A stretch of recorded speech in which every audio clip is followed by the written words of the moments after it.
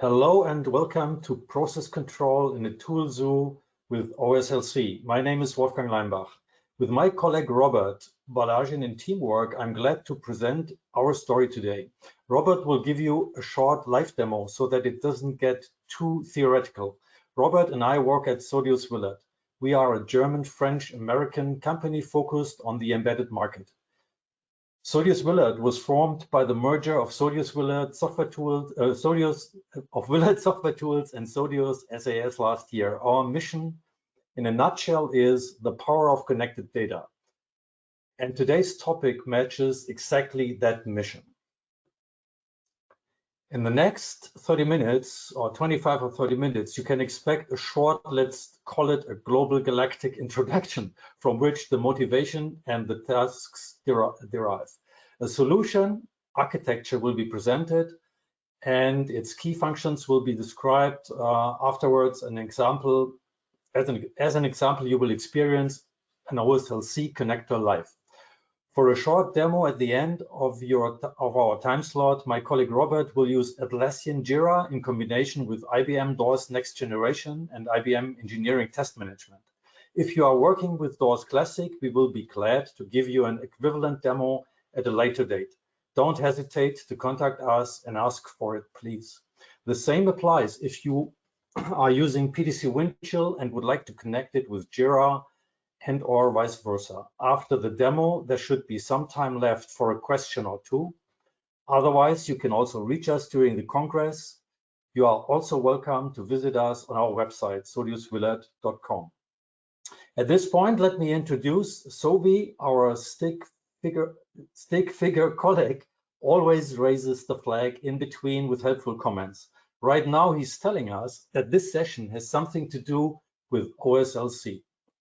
We start our considerations towards motivation and solution with the obvious result of all efforts during development, the finished product. But is that really our true development goal?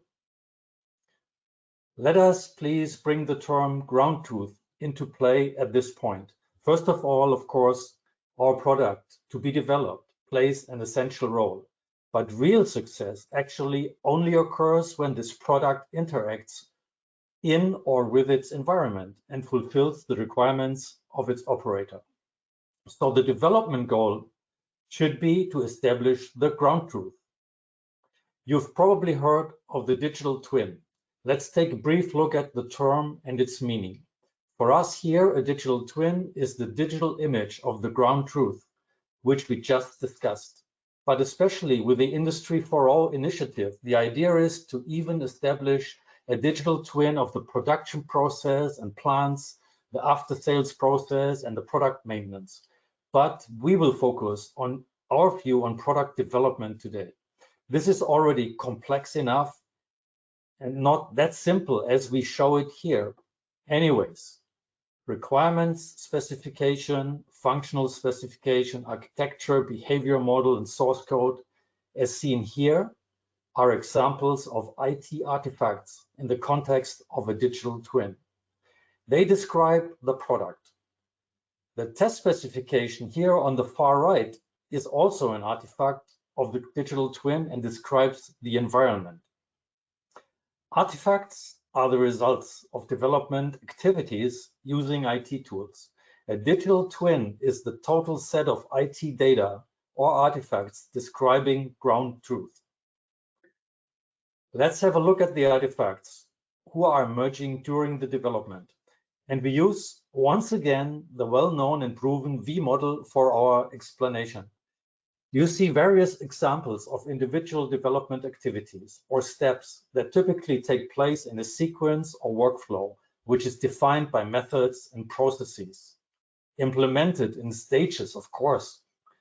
On the top left, all starts usually with the elicitation and analysis of the user requirements, then zigzagging back and forth between the analysis and specification track and the design and implementation track towards the fully developed digital twin at the bottom.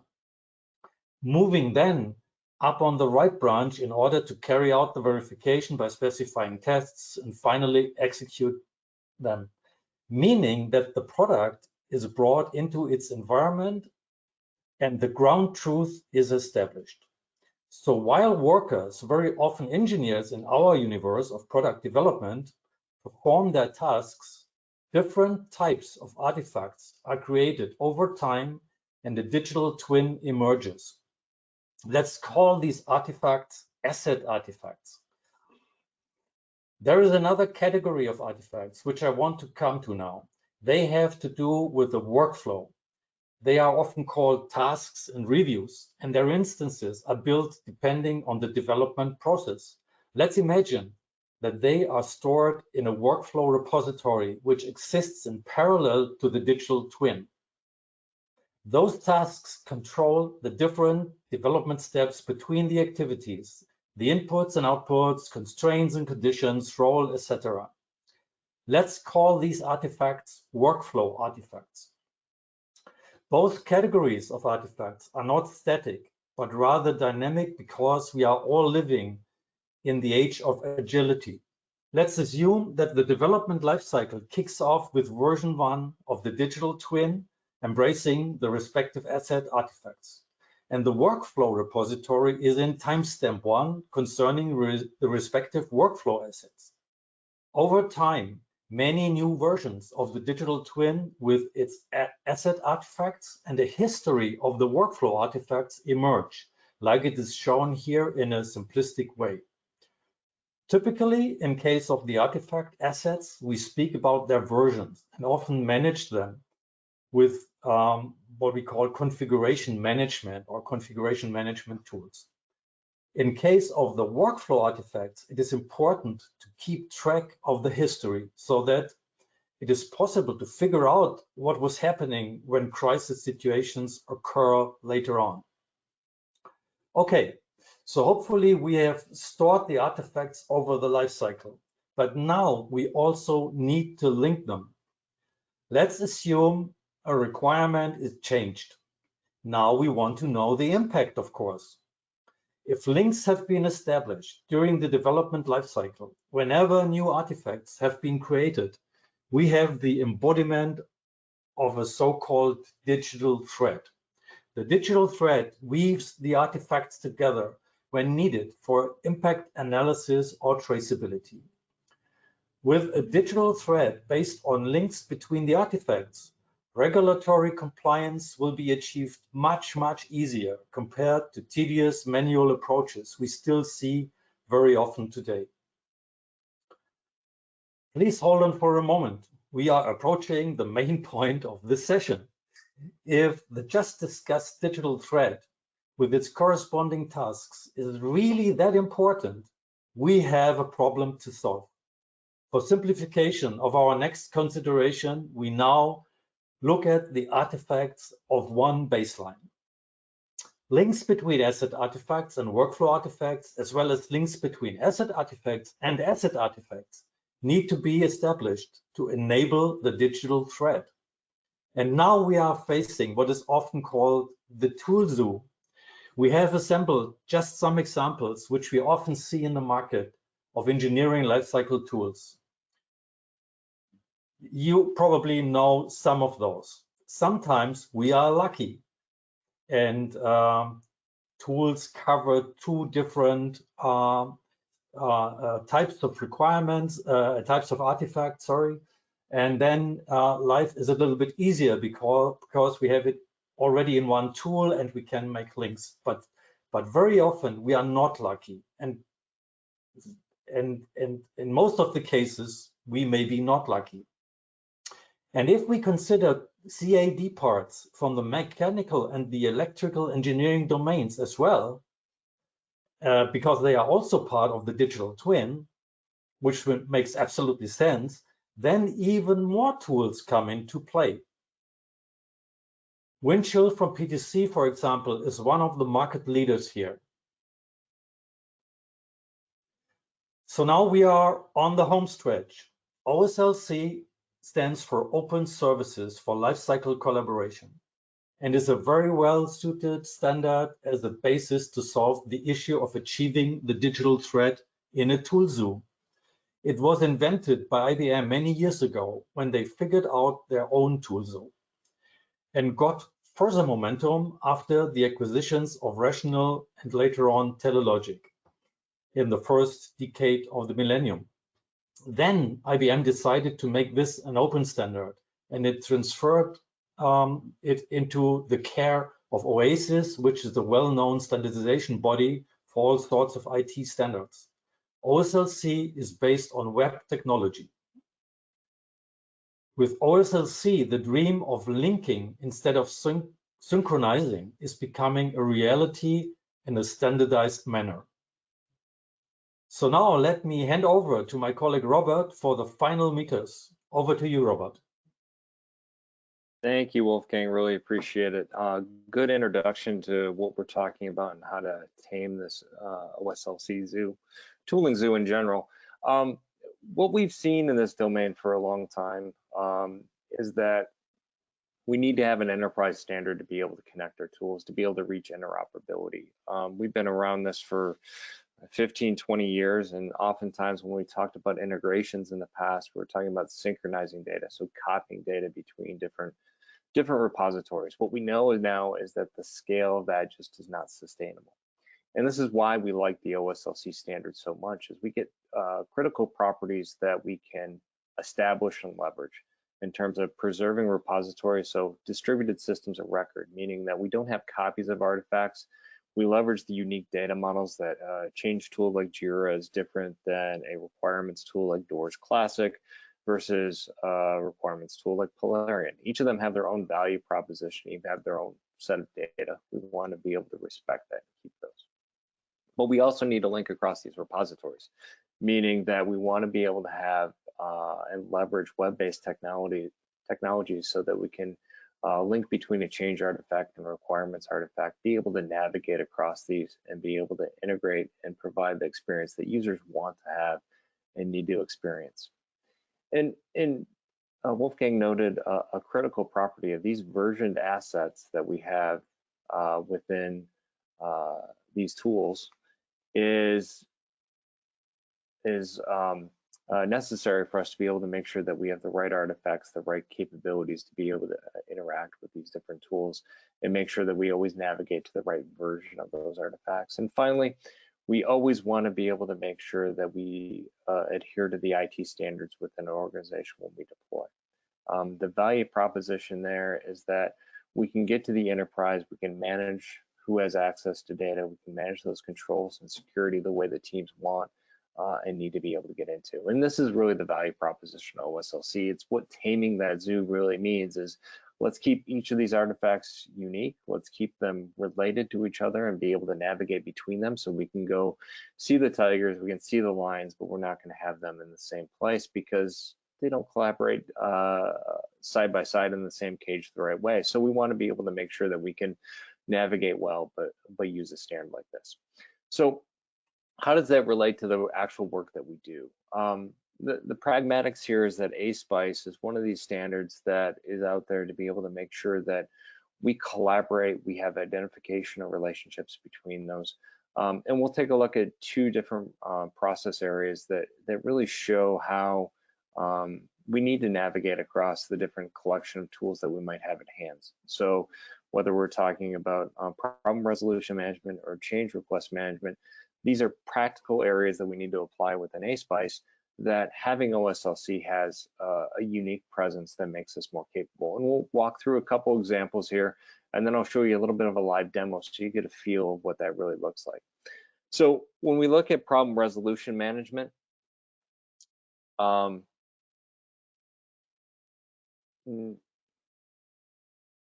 we see is a natural flow that we're going to evolve with in terms of when we have test cases. In this case, we might be running them in a tool like ETM. We need to be able to generate a defect, and we need to generate that defect in another tool, in this case, Jira, be able to make sure that our software engineers have access to that. We want to be able to generate that directly. We want to be able to link that to the test case. That way, when someone within Jira sees this new defect report, they have access to the issues that came about, what was found in the testing, as well as having access to the requirements from which those test cases derived. And that's what we're going to see as we navigate through these tools and see this in a live demo, is that as we navigate between these different artifacts, we have access to them, we have visibility to them, we're going to see how that really looks and how that experience is. Now, the same is going to be true when we look at something like change management. In this case, we're looking at changes in requirements.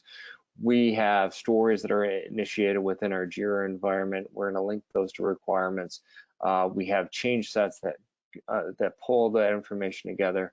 We likely have a review and approval task that we're going to do too, and we want to be able to see previews of those changes, and then we want to deliver and share those. That's really the kind of the flow that we go through. And when we do this, we actually navigate through several different tools. We want to be able to keep that information. We want to naturally have that traceability so I can navigate. But much importantly, I want to be able to report on that. So what's the value proposition that we have for this? When we look at OSLC and we look at ASPICE, the idea here is that we have the tools of choice as a reality. We know within the automotive space that JIRA has a huge presence. We know that requirements management tools like Doors Next have a huge presence. We want to be able to let people pick the tools that they need. We also want to have a user experience where people aren't going to discover and find where the information at. They naturally are going to be able to go see those artifacts, be able to navigate to those artifacts. They're not doing searches on shared drives. They're getting that access to that information when they need it, how they need it, and even better through authenticated and auditable practices. And then finally, we want to look at productivity. So creating links is nice. We want to be able to do something more, which is report on links and manage those links. So you're going to see that as being just a natural outcome of utilizing these tools using OSLC. When we create links, I can navigate links, I can report on those links. So we get away from trying to create traceability matrices in Excel, which nobody wants to do. It makes us much more productive. So with that, we're going to take about 2 or 3 minutes here and give you a brief preview and a brief demo of what that looks and feels like, just in a short element. That way you understand how it navigates, how the feel is when we move in between tools. So with that, I'd like to be able to share my environment and be able to show you how this experience and how this feels. So with this, what we have here is our test environment. So in this case, we have a test case. It's related to a requirement. And you can see that I'm going to be able to preview that information, see that requirement just naturally in my environment. What's most important though is that when I go about and run a test case, I want to be able to identify which artifacts are created, what issues I might have found along the way, and have a seamless feel in between my different tools and different enterprises. So as I do this test case, I'm doing this in the IBM tool suite, and I'm going to be able to go ahead and do some steps, be able to identify that, hey, we passed our first step, we passed our second step, maybe identified an issue with my last step. I want to be able to register a new defect. The nice thing about this is that I can register a defect directly. You're going to see that even though I'm within an IBM tool environment, I'm actually seeing a JIRA environment pop up in terms of this is the power of OSLC. It's giving me a delegated dialog to another tool where I can identify I need to have the defect. It's going to populate it with some interesting information about the test case I was running, and I can create that defect right away. And the nice thing is I haven't actually left my testing environment. I'm going to be able to see the details about that natively within here. And so I can fail this last step. I'm going to have a test result. I can see that result natively within my testing tool. But more importantly is that you'll see that there's a defect that's registered, and that defect's actually within JIRA. And I can be able to see that artifact and be able to even navigate over to that artifact if I want. I have the nice thing within this environment to do a rich preview if I'm just staying in the testing tool, but it's just as easy for me to click on that artifact and be able to navigate over to that artifact within the JIRA environment. So you're seeing this seamless flow that goes back and forth between these applications. Even better is that now as me as a JIRA user, I'm going to have access to those the test case. I'm going to be able to see how that actually operated. I'm going to be able to see that requirement and be able to say, oh, that was the requirement in which the test case was driven off. I can be able to even navigate over to that requirement if I want more context and more detail. And this is what interoperability is. I'm being able to navigate between tool to tool to tool to be able to get the information I need naturally and seamlessly across this. And so I'm going to be able to see each of these Jira artifacts within my Doors Next environment and be able to see that implementation, see those details along the way. So this is what we're really looking for. Now, to give that to another flavor beyond that is not only are we creating those links, we can report on those links. So if I run a report, I can be able to get details. I can get the results of the types of tests that I did. You'll see even that this last test that I did, this failed test that I did, you're going to see that live. You're going to see that detail right away.